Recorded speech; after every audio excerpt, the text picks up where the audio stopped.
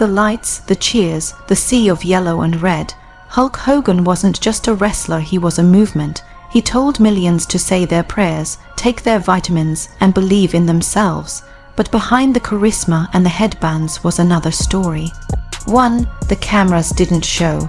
This is the tale of the hero who became the villain of his own life, the shocking reality of Hulk Hogan outside the ring. Long before he became a cultural icon, Terry Gene Bollea was just a boy growing up in Tampa, Florida. Born on August 11, 1953, Hogan's early life seemed far from the glitz of the wrestling world. His parents were working, his father a construction foreman, his mother a homemaker. Wrestling wasn't the center of his childhood, but by his teenage years it became an obsession. At 16, Terry became fascinated by the larger-than-life characters he saw in the ring. Wrestlers like the American Dream, Dusty Rhodes, and later, superstar Billy Graham were more than athletes to him, they were living comic books. Graham in particular became a model for what Hogan wanted to be: tanned, muscular, charismatic, and impossible to ignore. Yet, wrestling wasn't his only passion. Terry was also a musician, playing bass guitar in local rock bands for over a decade. Music was his first dream. He even enrolled at the University of South Florida, but dropped out to focus on performing. Still, even while chasing gigs, he spent hours in the gym, sculpting the body that would one day define his career. It was that physique that caught the attention of two wrestlers, Jack and Gerald Briscoe. While Terry was playing a show at a local bar, they invited him to train under Hiro Matsuda, a Japanese wrestler known for his punishing methods. On Terry's very first day, Matsuda broke his leg during training, a deliberate test to see if he had the toughness for the business. Most would have quit. Terry didn't. After 2 months of recovery, he returned to the mat. This grit would eventually carry him to his first professional match in 1977, but his path wasn't smooth. He clashed with Matsuda and left the Florida wrestling circuit, working as a nightclub bouncer and opening a gym with a friend. By 1979, opportunity knocked again. Through connections and with his now massive frame, he landed a spot in the World Wrestling Federation (WWF), run by Vince McMahon Sr. The elder McMahon sons to comic book hero the Incredible Hulk. The name fit, the charisma was there, but the American breakthrough would take time. Ironically, Hogan's first real stardom came in Japan, where he wrestled for New Japan Pro Wrestling and even defeated national legend Antonio Inoki. Then came the turning point. Vince McMahon Jr. bought the WWF in 1983 with a vision to take wrestling nationwide. He needed a superhero, someone kids could worship and parents could trust. Hulk Hogan was perfect. In January 1984, just weeks after returning to WWF, Hogan defeated the Iron Sheik to become world champion. Hulkamania was born.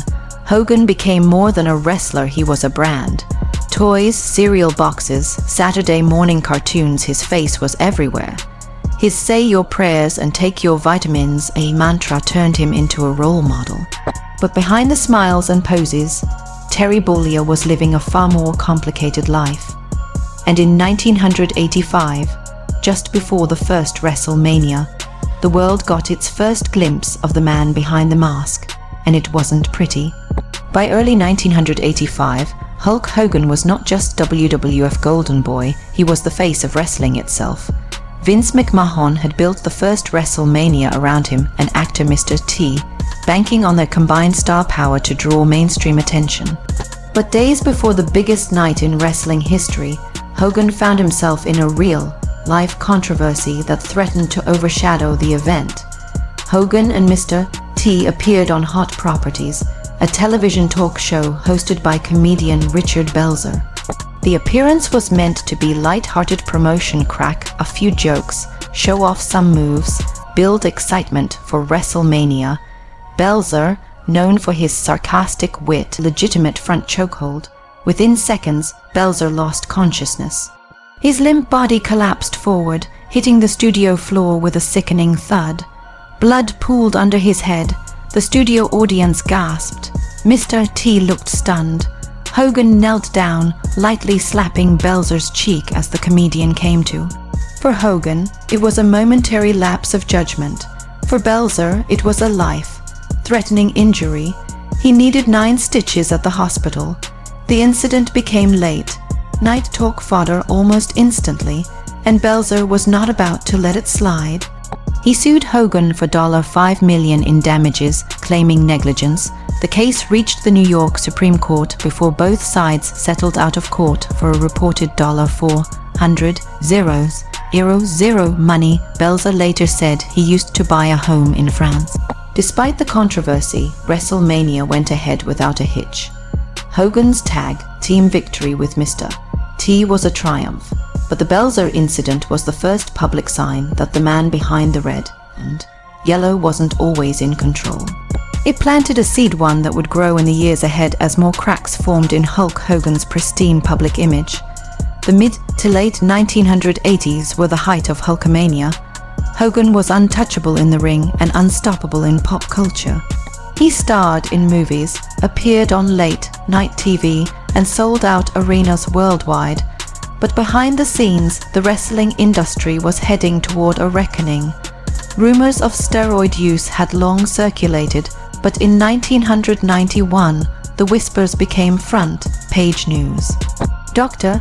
George Zahorian, a physician tied to the Pennsylvania State Athletic Commission, was arrested for distributing anabolic steroids to professional wrestlers. Court documents revealed that several high-profile names had been his clients, including Hulk Hogan. The news threatened to destroy Hogan's carefully crafted image. For years, he had told kids to say your prayers and take your vitamins, presenting himself as a natural athlete powered by hard work and discipline. Now the implication was clear. Those vitamins might have been something else entirely. In July 1991, Hogan appeared on the Arsenio Hall show to defend himself. Wearing a casual bandana and denim shirt, he told the audience he had only used steroids 3 times in his career, all prescribed by a doctor for legitimate injuries. He insisted he was not an abuser. But the wrestling world wasn't buying it. Many wrestlers privately accused Hogan of lying, including his longtime rival, the Ultimate Warrior, who mocked his Vitamins A slogan as code for steroids. Jesse Ventura went further, saying that backstage they used to laugh when Hogan told kids to take their vitamins, knowing full well what that meant. The controversy deepened in 1994 when Vince McMahon went on trial for allegedly distributing steroids to WWF wrestlers. Hogan, by then signed with rival promotion WCW, was called to testify. In court, he admitted to using steroids for years, directly contradicting his earlier Arsenio Hall claims. However, he also stated that McMahon had never pressured him to use them. Hogan's testimony helped clear McMahon of the charges, but his own reputation took another hit. Fans now had proof that the man they idolized had lied to them. Hulk Hogan was still the biggest star in wrestling, but for the first time, his image as a squeaky, clean hero was gone. By the mid-1990s, Hulk Hogan's WWF run had slowed. His once untouchable popularity was waning, partly due to overexposure, partly due to the steroid scandal fallout. Vince McMahon was moving in a new direction, pushing younger stars like Bret Hart and Shawn Michaels. Hogan saw the writing on the wall and an opportunity elsewhere. In 1994, he signed with World Championship Wrestling WCW, the WWF rising competitor owned by billionaire Ted Turner. WCW offered Hogan not just money, but something far more valuable to him: power. Buried in his WCW contract was a creative control clause. This meant Hogan could veto any storyline involving his character. If he didn't like the way a match was booked, he could refuse to do it. In an industry where creative direction was usually in the hands of promoters, this was almost unheard of. At first, Hogan's arrival boosted WCW profile. His red and yellow persona brought mainstream fans to the product, and his first feud with Ric Flair delivered strong ratings. But by 1996, fans were growing tired of the cartoonish hero act.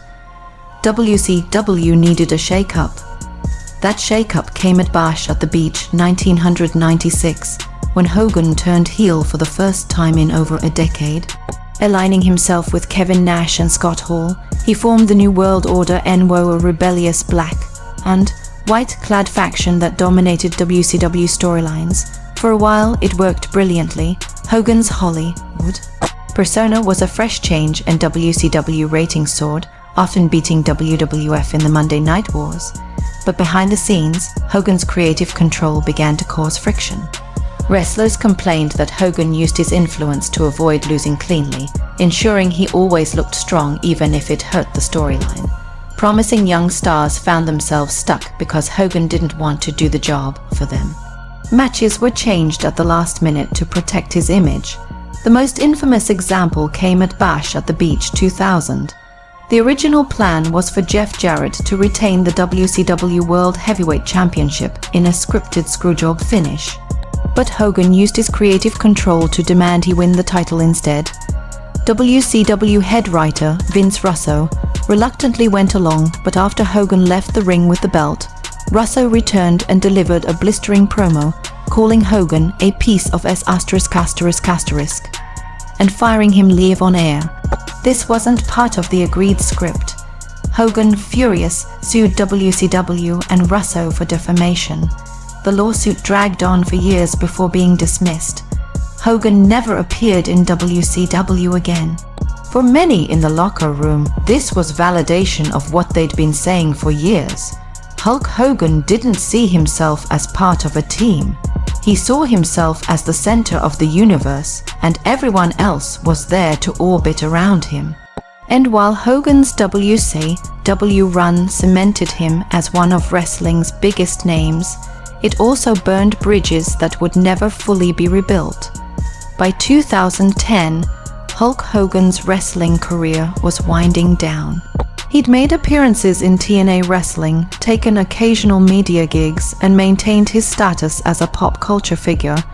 But his days of headlining wrestling's biggest events were behind him. What no one knew was that one of the most shocking moments of his life had already been filmed without his knowledge.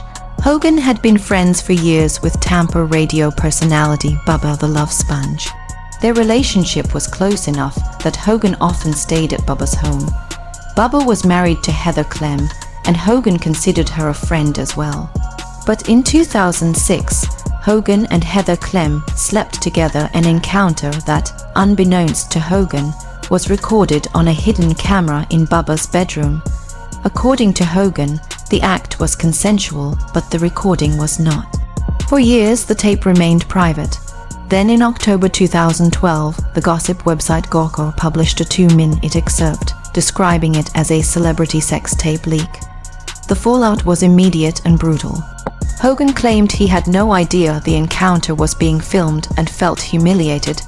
He filed a $100 million lawsuit against Gawker for invasion of privacy and emotional distress. The case became a media circus.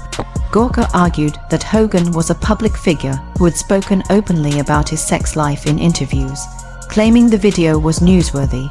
Hogan's lawyers countered that this was a gross violation of privacy, a private act, recorded without consent, distributed to millions.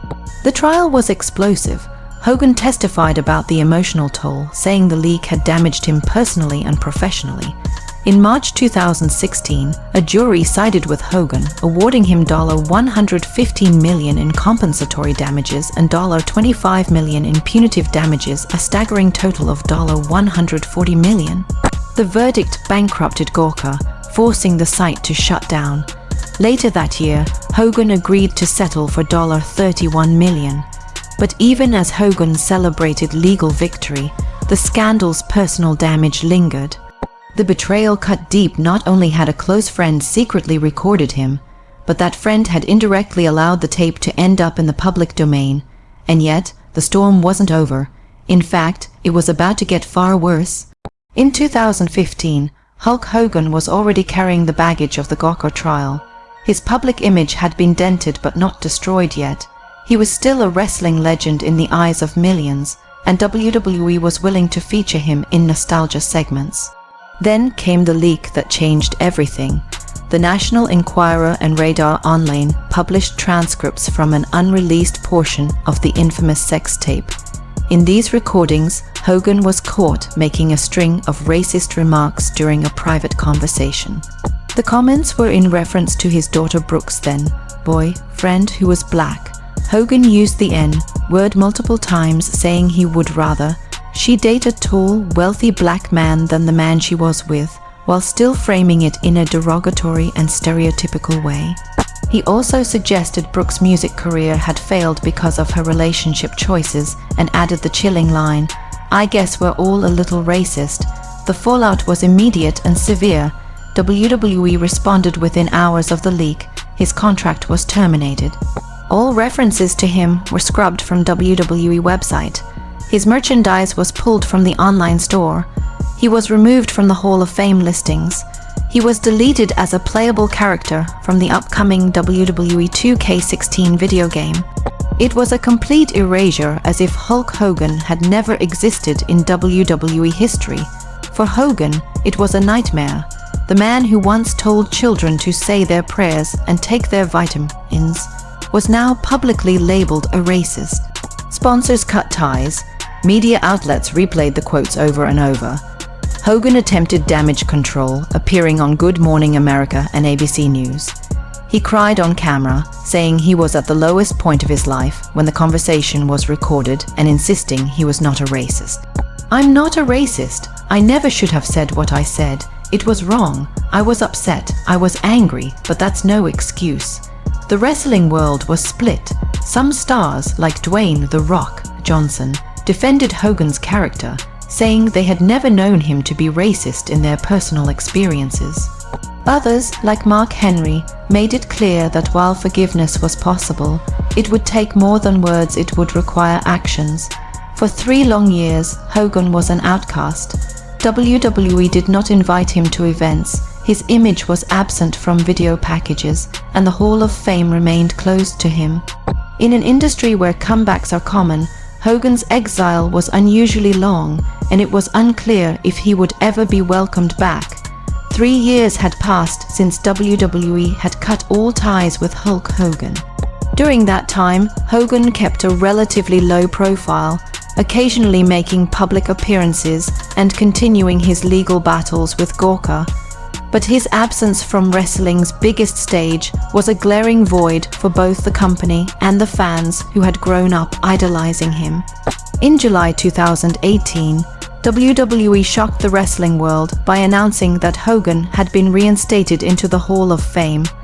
The company credited his numerous public apologies and volunteer work with youth organizations as evidence that he was working to right his wrongs. But this wasn't a triumphant return. The announcement came quietly, without the fanfare usually given to a legend of Hogan's stature. WWE knew the decision would be controversial, and they were right.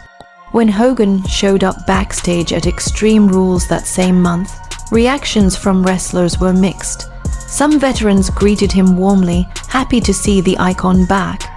Others kept their distance, still hurt by his words and skeptical of his sincerity. Mark Henry, one of Hogan's most vocal critics, said Hogan had spoken to the locker room about learning from his mistakes, but acknowledged that trust takes time. Hogan's first televised appearance came later that year at Crown Jewel in Saudi Arabia. Wearing his classic red and yellow gear, he walked down the ramp to Real American, smiling and cupping his ear to the crowd. The cheers were loud but not unanimous. The following year, WWE honored Hogan again, inducting him alongside Kevin Nash, Scott Hall, and Sean Waltman into the Hall of Fame as part of the New World Order NWO. It was a rare honor. Only a handful of wrestlers have been inducted twice. But even then, the celebration was layered with tension. To younger fans, Hogan was a historic figure they'd only seen in highlight reels. To older fans, he was either the hero of their childhood or a symbol of betrayal. And to some of his peers, he remained a man who had burned too many bridges to ever fully rebuild them. Hogan's legacy is, and likely always will be, a paradox. In the ring, he changed professional wrestling forever. He was the face of an entire era, the man who made WrestleMania a global phenomenon, and a performer whose charisma was unmatched. Outside the ring, he was reckless, opportunistic, and at times his own worst enemy. Perhaps the most shocking reality of all is that both of these versions of Hulk Hogan, the hero and the villain, are equally true. And in the end, maybe that's what makes his story so compelling. Not the unstoppable superhero, not the disgraced celebrity, but a flawed, complicated human being whose greatest battles weren't fought in the squared circle, but within himself.